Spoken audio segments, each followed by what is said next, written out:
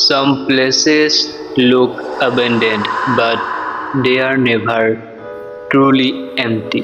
দুজন কাজিন গ'ল এটা পুৰণি ৰেলৱে অতিথি গৃহলৈ, য'ত 20 বছৰ ধৰি তলা বন্ধ হৈ আছিল।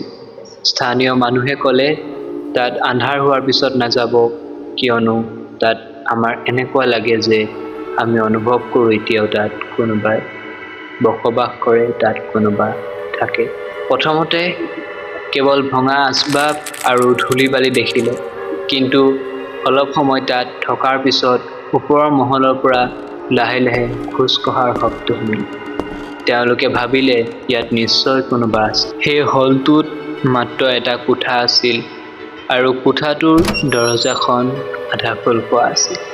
আৰু তেওঁলোকে মন কৰিলে যে ৰুমটোৰ বেৰত লিখা আছে শুদ্ধ ৰঙা ৰঙেৰে ৱেলকাম বেক। হঠাতে দৰজাখন বন্ধ হৈ গ'ল, আৰু ৰুমটোৰ ভিতৰৰ পৰা এগৰাকী মহিলাৰ মাতেৰে ফুচফুচাই ক'লে, দেৰি কৰিলি, মই বহুদিনৰ পৰা অপেক্ষা কৰিছিলোঁ।